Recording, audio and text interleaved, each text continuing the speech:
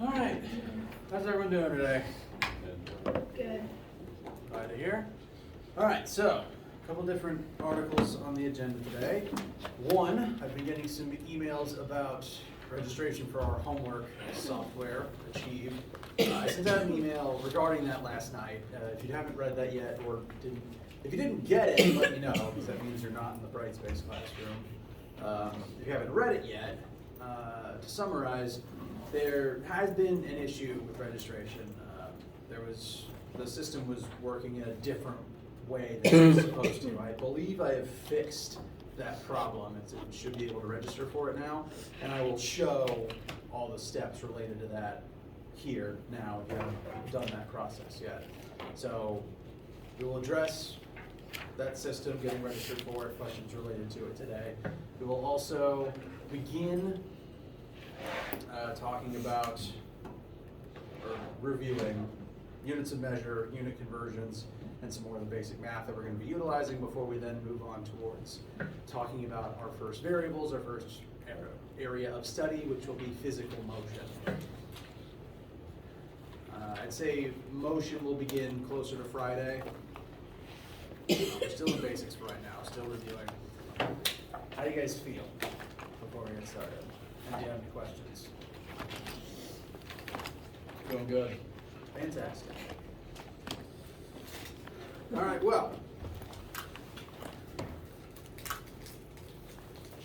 as a reminder, there is lab this week where we will, again, be going over review and math review and the basics that we need for this class.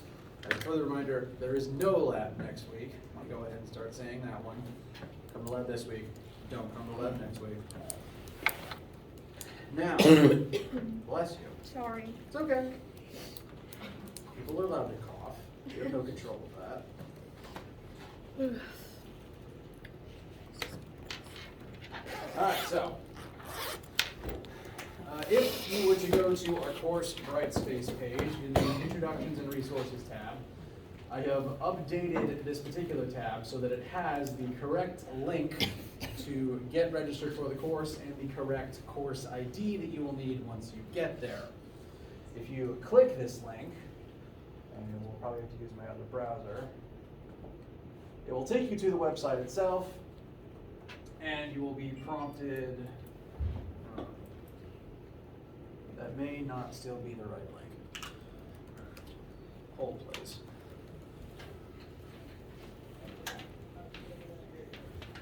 All right, it wasn't the right link. I needed to update the page. I apologize. You should be seeing the right link on your end. I hadn't updated this page on my computer since I fixed it. So this is the right link, which I will now click. And this should take you to the Phys1000 Learning homepage where you can sign in or create an account. If you've never used this site before, you would need to create a new account where you would input all of this pertinent information to create said account. What your school name is important. List Presbyterian College, and that'll help make sure you get in the right class. Once you create the account, it'll ask you to check your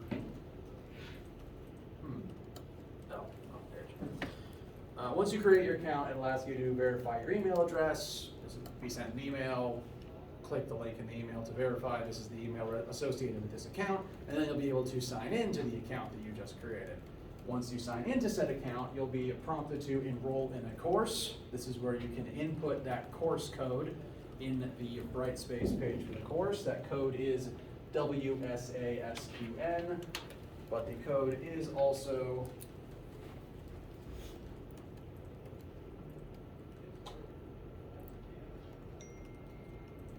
listed right here on Brightspace for you to copy over if you want to.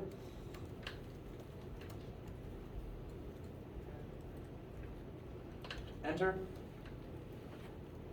I need to refresh the page, sorry.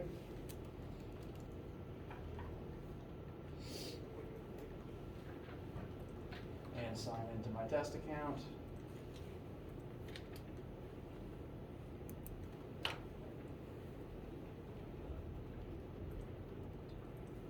Enroll in course, input code. welcome to Phys1000 Spring 2023. That's the correct course name. And at this point, you have two options. Now, this is the service we are using in lieu of requiring a textbook.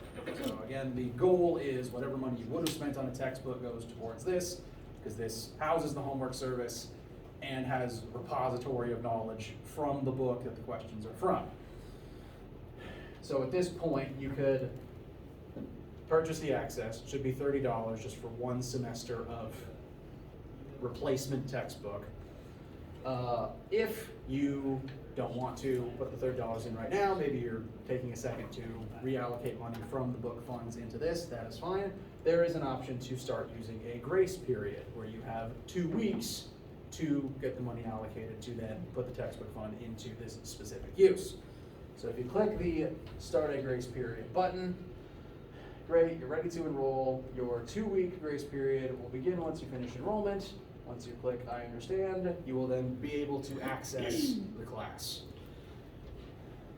So you click finish enrollment and you'll be taken to the course page. Course page, I'm going to sign into my account so that you have an idea what that should look like. Wrong browser.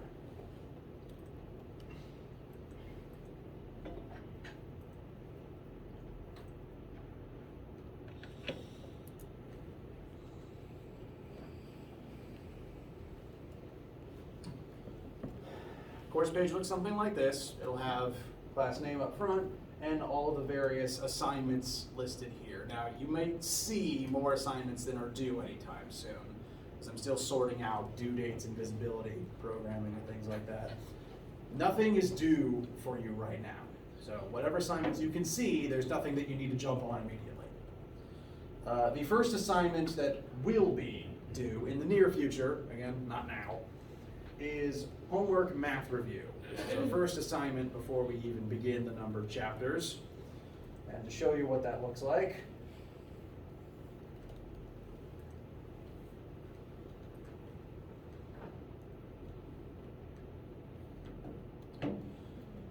you'll have a series of questions where you are asked some algebra question, input the correct answer, get your immediate feedback, and once you get it right, you can move on to the next one. I am programming it to where you can try each question an unlimited number of times until you get the practice to get it right. That'll be the case for all homework assignments. And this is the only assignment that I'm going to tweak it to where it is clearly visible. This is the only assignment that's due even remotely soon. I'd say the next one wouldn't be due for another week or so because we haven't started learning the chapter 1 material yet. So this is just the first review assignment to get you into the practice of using the software and practicing the math. So when is this one due? This one, let's check to see what it currently says.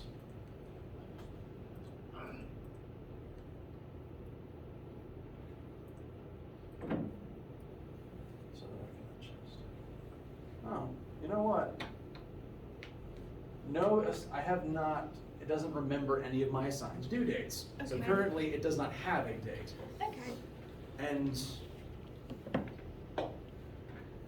I may end up keeping it that way because my goal for this homework it's practice. I want you to be able to come in and do it whenever you need to until you just get it right and can move on. Obviously, we'll cover a chapter each week, and you should do the homework with the chapter each week, but the main thing is to use it as practice when it's convenient for you. So I'm actually not really in favor of homework due dates using this system. As long as you do it by the end of the class, you'll get the credit and you'll get the practice. Sound fair? Yes. All right.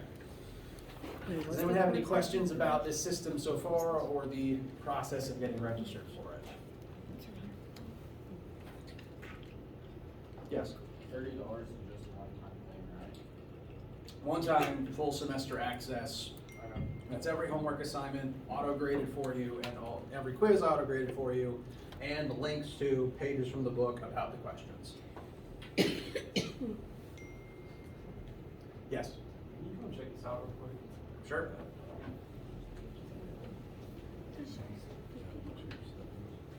So I just use the grace. Come on,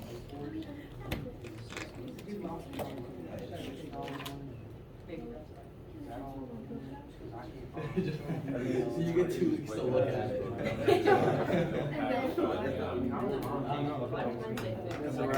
I'm just conscious on my car, and I haven't got a book yet because I bought a membership because I was like a client. Yes, I'm talking all the time. And 30, I can we look can't at 50 or purchase the book until we purchase the access code for this insurance. So I'm gonna have to use this website for chicken. I was under the impression for the past few years it was 30 days. So we want to work right now. I will double check. I think I've said that. I'm sorry. Oh, no, you're good.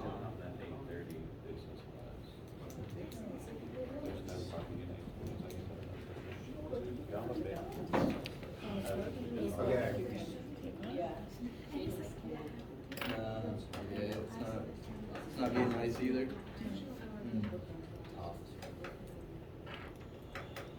Mine is like significantly lower than it should be. Like not that it like anymore because I'm gonna go on whatever, but still.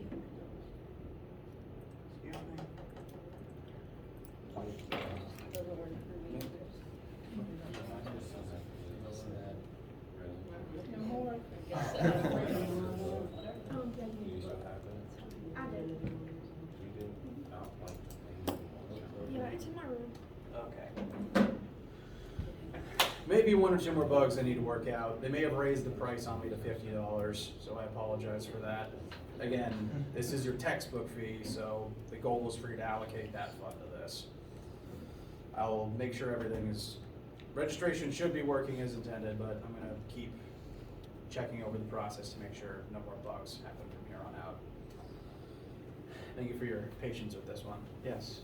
Oh, I may have heard something wrong, but mine says 50. Is it supposed to go down? It was supposed to be 30, but I I'm so think in the sorry, past so year or sorry. 2, they raised the price. I'm sorry.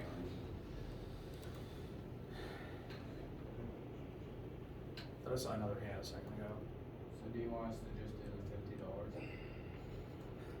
$50? I'd say use the grace period for now while I triple check that information. I don't want it to be $50. I'd rather it be the lower value.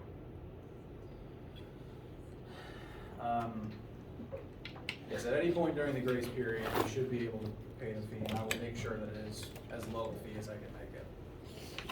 Sorry about that discrepancy. All right. Any other questions about this specific for right now?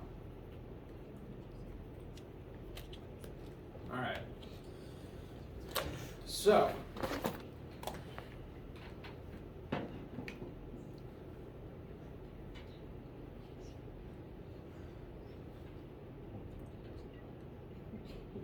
Yes.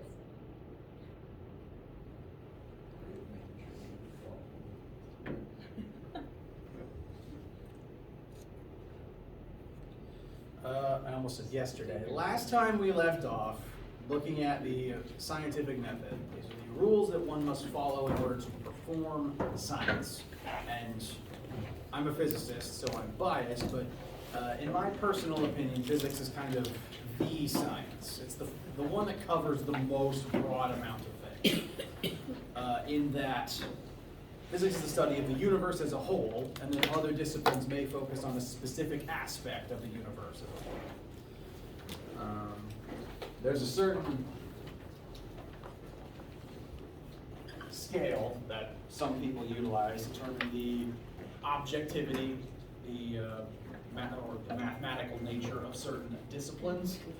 Objectively speaking, math is the most objective field you can study, because numbers don't really lie. Either the numbers point one way or they don't. There's nothing to read into math. Numbers are the most unfeeling, logical, objective thing that you can study. They either work or they don't. And in physics, we use math to explain the universe. Physics is taking math and using it to extrapolate meaning about the world around us. So in order to do physics, we have to use the scientific method to gather data that we can do math with to then explore the universe. So on this list of objectivity, I put physics as next on the chart, because we use math to do physics to explain the universe. And then other disciplines utilize the various things that physics discovers to do specific things. Chemistry utilizes specifically knowledge of atoms and chemical reactions to study physical components of the universe. Then biology goes on to apply that knowledge to how living organisms are structured and function internally. And you can keep going down this list. Biology can be applied to things like psychology, the way the brain works affecting how creatures behave, psychology affecting things like sociology and economics. And eventually you get further and further down the objectivity spectrum towards the subjective side, most subjective discipline being art. Now, I'm a physicist. I'm biased in this assessment, but what I take from this is that, one, physics is very math-based. We use that math and the data we gather using scientific method to try to explain the universe. If we're going to be doing math, we can't escape that fact. I also use this to kind of justify to my students that physics is hard. This is not just a rating of objective to subjective, it's also a rating of... Have you ever heard the term hard science versus soft science? Now that does not necessarily mean more difficult, necessarily. A hard science is one where the rules tend to be less forgiving. The rules are very set in stone, the universe behaves a certain way, and we're just trying to understand it. Versus soft sciences, like sociology and economics, they're a little more fluid in that they depend upon things you can't account for, like the behavior of human beings. There's less solid rules there because humans can do anything as long as they try hard enough or put their minds to it or just get a weird idea they want to follow up on. So according to this chart, physics is literally the way that I've drawn it, again, biased. Physics is the hardest science in that it is the most rigid in terms of applying math directly to the world around us, and the math tends not to lie. Physics is hard. That means it's going to be difficult to study physics. And I don't mean that to discourage you, I mean it's to say that if you have a hard time in here, like if something trips you up while you're studying it, that is okay, because physics is inherently not necessarily an easy thing. I'm going to help you understand it, I promise that. I'm giving you permission and license to make mistakes in here. It's an okay thing to have happen. That's why you can take the homework an infinite number of times. Mistakes are going to happen, and that is natural. Because it's a difficult thing. When you're trying to explain the entire universe using words and numbers, it's okay to mess up. And in fact, scientists mess up all the dang time. There's a story I like telling at the start of all of my classes about why it's important to use the method correctly. One of my favorite cases of scientists, physicists specifically, I'm going to rag on my own discipline, getting things wrong is with the discovery of the planet Vulcan. Has anyone heard of the planet Vulcan? And where have you heard of it?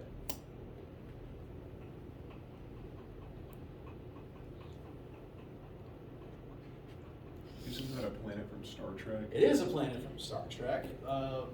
Vulcan is basically Spock's homeworld. I'm not that much of a Trekkie, but Spock is a Vulcan from planet Vulcan, I believe. This marker's dying, pardon my aim. I never hit the trash can. Thank you. A little teamwork right here. Appreciate you. Now, planet Vulcan today is entirely fictional. The creator of Star Trek named the planet that in homage to the story I'm about to tell you. A couple hundred years ago, we were still understanding our own solar system, using telescopes to discover what things were orbiting our sun and how far they were away from us.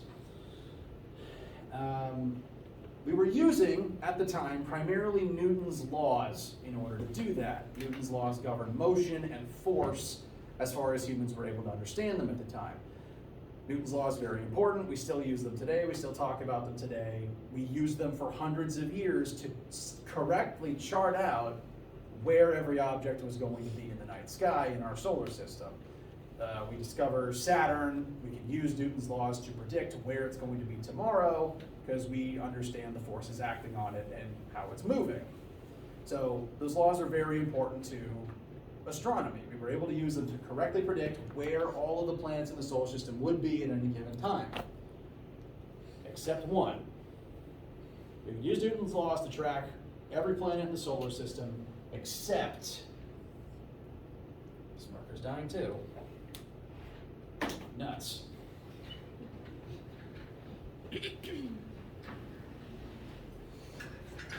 Mercury. The M stands for Mercury, not the moon. Every other planet behaved according to Newton's laws, except Mercury. Mercury was never where we wanted it to be using Newton's calculations. And that frustrated people because for hundreds of years, Newton's work was how we understood motion in the universe. Newton went through the scientific method, performed experiments. He noted apples falling. He measured the rate at which they fall. His hypotheses became theories and became accepted as laws. And because they're laws, they can't be wrong. So clearly there's something funny about Mercury that it's causing it to not behave right. Because Newton's laws have been so important for so long, no one wanted to admit that they could be flawed. So they decided there must be something we're not seeing. Something we're not seeing that is interfering with Newton's laws. The laws can't be wrong, no. There must be something else going on here. So they did some math using various gravitational equations, and they figured that they calculated that if there was a surprise, mystery, additional planet in our solar system, its gravity could be affecting Mercury's orbit so that Newton's laws could calculate it correctly. They were able to use Newton's laws in conjunction with the gravity of this mystery planet based on where they thought it should be and what they thought its gravitational field would be. And taking in that wild assumption, they could then use Newton's laws to predict Mercury's orbit. So they thought, great, that must be it. There must be this strange extra planet in our solar system that we've never seen because it's always conveniently on the other side of the sun as us. So they jumped to these very wild conclusions that they didn't really have any evidence for because they didn't want to admit Newton's laws could be wrong. That mystery planet was called Vulcan, in keeping with the general Roman theme of most of the planets in our solar system. And Gene Roddenberry, creator of Star Trek, I believe homaged it when he created Vulcan in his stories. Hundreds of years, scientists thought Vulcan was real. There exists astronomical charts and models and toys of our solar system that had Vulcan in it, despite no actual evidence or ever seeing it in a telescope, because they figured it must be there. Newton's laws can't be wrong. We depend on them too much. What do you think happened when we invented satellites and sent one around the other side of the sun to find Vulcan? It's not there. There's no Vulcan. We're at 8 planets. Vulcan isn't one. Pluto also isn't one. So Vulcan's not there. Sorry, Spock. What's actually happening is Newton's laws weren't working. There was a flaw in the laws, and that flaw is because all laws were theories that were originally hypotheses, and hypotheses start as human ideas. All of Newton's laws were ideas in his head that he wrote down, that were refined over time, and that people generally agree are correct. But because they started as a human idea, they can be wrong. The only thing that's really true is the data, to the degree that we can successfully record it. And all the data says is Mercury's orbit is weird. The data doesn't say there's a planet Vulcan. So what's actually happening here, and this is not part of this class, I just like talking about it. I'm just now realizing I wrote Earth instead of Sun. This is supposed to be the sun that Mercury is orbiting around. See, scientists make mistakes. And it's important to admit that. Because if you don't admit when you've made a mistake, you can never fix it. So this is the sun that Mercury is orbiting around, and planet Vulcan was on the other side of the sun. Sorry about that. What's actually happening is The sun is bending space-time in such a way that Mercury's trapped in a time well. And it's never where we think it is because 1 second on Mercury is different than 1 second here. Which we wouldn't have understood unless Einstein came along, came up with new hypotheses and theories and laws that explained the holes in Newton's work. So, it's okay to get things wrong. It's just important to admit when you do. And it's important to always check your data and think of what the data could be meaning. The data is the part that's important, and then our job is to extrapolate the data to make the best conclusion we can. That's why we're going to record so much data. It's why we're going to be doing so much math. Sound good so far? Questions, comments, concerns? All right. Now, in order to take data, we have to measure it in units. And sorry to all of the chronic Americans in the audience, this class is going to use the metric system.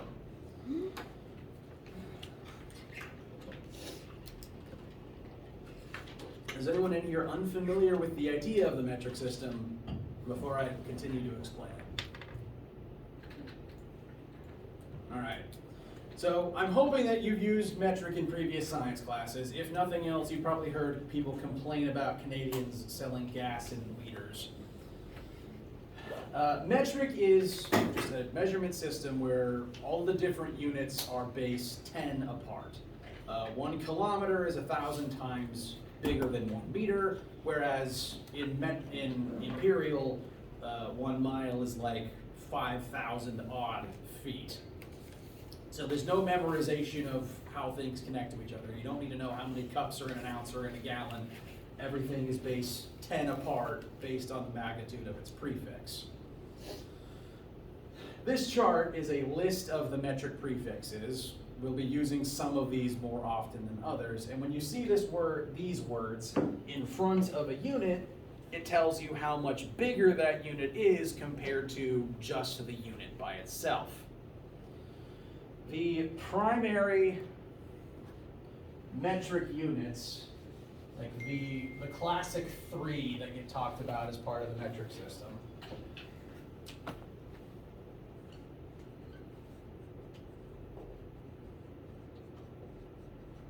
are the unit of meters to describe length,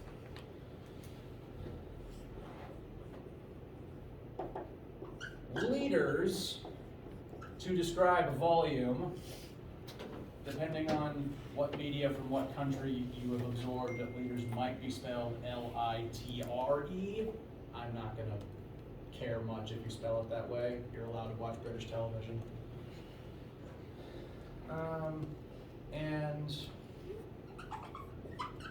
for mass, the base unit is grams. Now, if you don't take many science classes, you probably don't think in terms of these units all that often. I don't have a meter stick in here. Oh, we do have a meter stick in here. I'll be reminding you guys of sort of the sense of scale for each unit throughout the entire semester, because if you're not used to thinking in metric, then you're not used to thinking, well, how big is 3 meters really? So I'll remind you guys periodically what the units all represent. To go ahead and help with that sense of scale, this is a 2 meter stick. This is 2 meters long. So from the end to here, the start of my hand, that's 1 meter, which is about a yard. It's not exactly a yard, but it's pretty close to a yard. So this is the base unit for length we're going to be operating in. And you can take that base unit of length and make it bigger by putting one of these prefixes on the front of it, or smaller by putting one of these prefixes on the front of it. You've, I hope, used centimeters at some point in your life, because most American rulers have a centimeters side. A centimeter, that's the prefix centi on the word meter, so you start with 1 meter, and you apply the modifier of times 10 to the negative 2 to that 1 meter. So that means a centimeter is 100 times smaller than a normal meter. So you take this divided by 100, and you would get this. That's what all the prefixes do. They just multiply the size of the base unit. So 1 centimeter is 100 times smaller. 1 millimeter is 1,000 times smaller. Decimeters are 1/10 the size. The blue line represents the base unit itself. So whatever the normal word is, slots right in here. Decameters are 10 times bigger than a meter. Hectometers are 100 times bigger than a standard meter. And kilometers are 1,000 times bigger than a standard meter. For a further sense of scale, 1 kilometer is about 1.6 miles. And throughout the semester, we'll be using these prefixes to adjust the size of our units accordingly based on what sort of example we're working at. For example, kilometers is a perfectly good unit if you're talking about how far apart two cities are, but you wouldn't want to use kilometers when you're describing the size of a marker or something like that. So you scale it back to centimeters. And we're going to be using these prefixes on a bunch of units throughout the entire course. These are the first 3 that I'm going to reference. They will come up most often, in addition to things like seconds, which there's no metric version of seconds, it's just seconds. For a further sense of scale, if you haven't used these in a while, meters is a unit of length, so it measures the same thing as feet, it's just a different metric. The conversion, to those interested, 1 meter is about 3.3 feet. And that means you can convert back and forth between the two. You just need to know the conversion to be able to do that. Liters measures volume. The most common unit of volume used in the US is gallons. I don't have the liters gallons conversion memorized.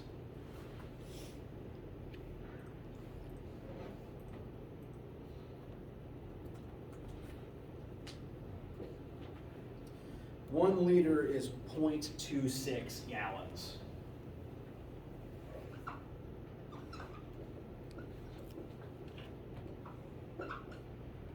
So if you go to Canada and see a huge amount of cents listed per liter of gas, note that 1 liter is about 4 times as big as a gallon. And lastly, for mass, we measure in grams. And there actually isn't technically an imperial counterpart to grams that is commonly used. Because if you talk about how much material is inside an object in the United States, you tend to think of it in terms of its weight. And weight and mass are technically not the same thing. We'll dive into that later when we talk about what weight and force of gravity is in a week or two. But mass in grams represents how much matter is inside of an object. The more kilograms something has, the more material is inside of it, so the heavier it is. Block of styrofoam has less matter in it than the same size block of lead. Make sense? All right. This comes up a lot in chemistry if you've done a lot of chem courses. As the semester goes on, we'll cover more and more units, and I will always explain what they mean, what they measure, and what other units you may be familiar with that they compare to. Most new formulas and new variables that we cover will be a new unit measuring a new concept, and so I'll run down the list of what it means and how do we use it each time. I should put the metric system back up.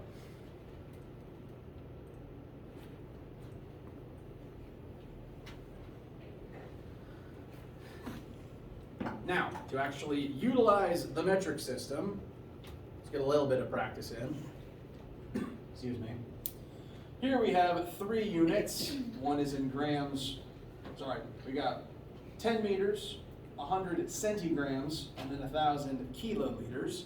We're going to convert them to other units just to practice doing the metric conversions.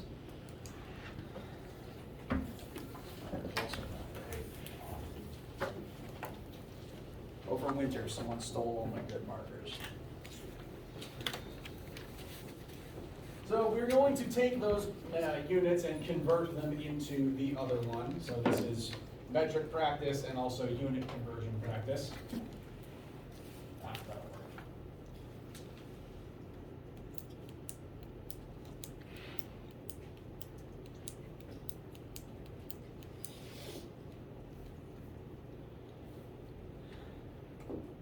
this look familiar to anybody? All right, I'm getting some nodding. So these letters and the word base in the middle refer to the most commonly used metric prefixes. I'm going to back tab a second to look at that chart again. Blue line here represents the base size unit. So 1 meter, 1 gram, 1 liter lives right here on this chart. And in this horizontal version, the word base in the middle represents standard unit as presented. This is 1 gram, 1 meter. And all the letters to either side represent the most common, closest prefixes in each direction. Looking at this chart, if you scale up from the blue line, the next 3 biggest sized units from base are deca, represented by capital letter D, hecto, represented by capital letter H, and kilo, represented by capital letter K. So those are the next 3 biggest metric prefixes from the base unit. And I like to write this device on formula sheets, or if I'm just doing conversion work, I'll write it on my paper, just to help quickly convert any of these units into any of the other ones. What this symbolizes is that each of these units is a jump of 10 apart. 1 decameter is 10 times bigger than base. 1 hectometer is 10 times bigger than a decameter. 1 hectometer is 10 times 10 bigger than base. So this device can be used to help kind of leapfrog your way to understanding converting from one unit to another, as long as it's one of these letters. I say these are the most commonly used ones, but if I'm honest with you,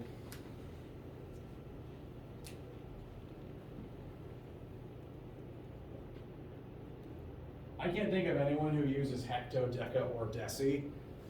If you've never heard of those, but you have heard of kilo, centi, and milli, that's fine. They're on the chart. It's important to the device to remember the letter placement, but we don't really use hecto, deca, or deci all that much. Main thing you'll need to remember them for is just their placement on this visual, because you do have to skip past them to get to and from kilo. So I'm going to demonstrate to people who haven't used this before how to use that visual to convert between the various units here. First conversion we've got here is 10 meters into kilometers.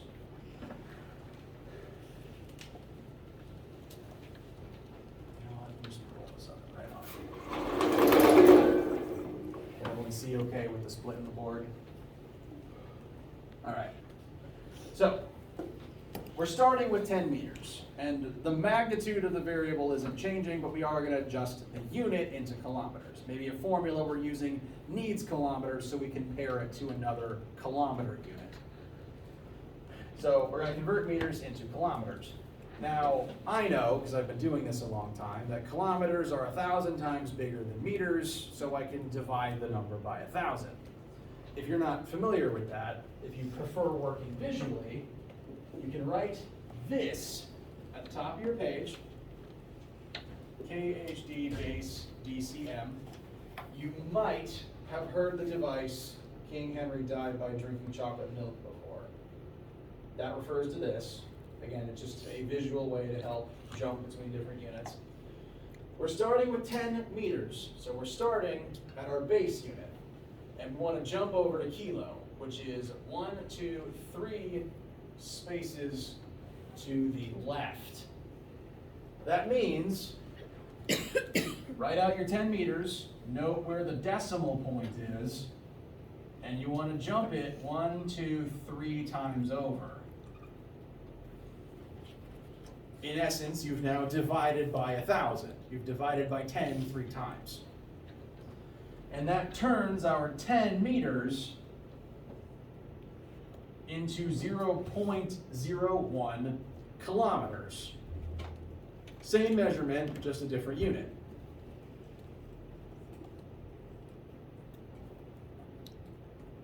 How does that feel so far? Better question. Does that make no sense to anyone in this room?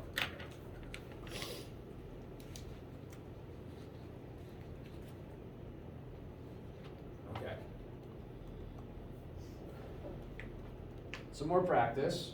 Next one, we've got 100 centigrams. We're going to convert that into kilograms. So 100, I'm adding the decimal point, another 0, just to note where the decimal point starts. Starting in centi, you want to go to kilo. So you come over here, note centi, and we need to jump 1, 2, 3, 4, 5 times over.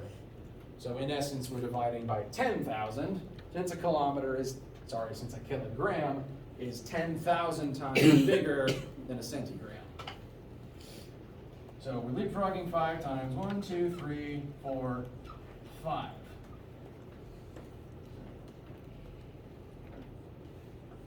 So 100 centigrams, which is a very small unit. 1 gram is like the weight of a paper clip. So 100 centigrams, no, that's a gram actually. 100 centigrams is a gram. So this is the mass of a paper clip converted into kilograms, which is a very big unit. 1 kilogram is this hunk of metal compared to a paper clip. So we're converting from a very small unit into a pretty big one. 100 centigrams is 1 gram, is 0.001 kilograms. So you could fit 1,000 of those paper clips into that thing.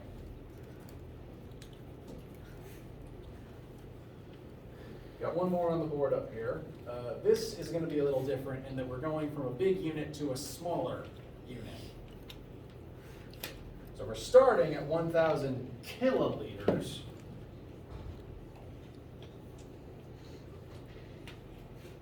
Kilo's already pretty big. This is already like 4,000 gallons of gas. And we're converting it to a smaller unit. Is that going to make the number itself smaller or bigger?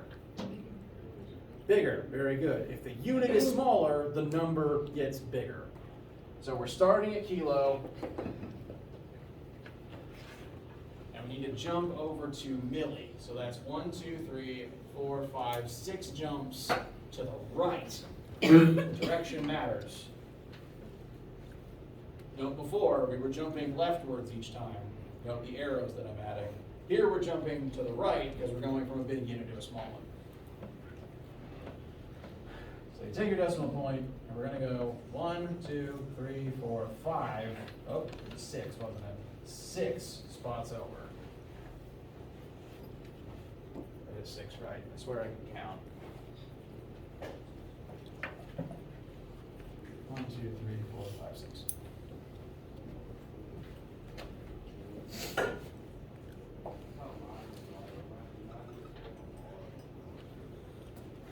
So after doing that, our 1,000 kiloliters is going to transform into approximately 1,000 million, billion, 1 trillion milliliters. Any metric conversion, when you're converting one prefix into another to change the size of a unit, you can use this technique. And for that reason, you can write KHD base DCM on any of your tests, quizzes, labs, formula sheets. You can use that visual method whenever you want. That can go on your formula sheet. It can live at the top there, rent-free. If you prefer this visual leapfrog method, that's great. Additionally, the mnemonic device, you may have heard before, just to rehearse, is King Henry died by breaking Java. We're going to be using this all semester. We'll continue utilizing it in more practice and some actual calculations on Friday. Let me know what questions you guys have as you register and start working on homework and stuff. I will see some of you for lab today, and if not, have a wonderful day. It's at 1:30. 1:30, yes.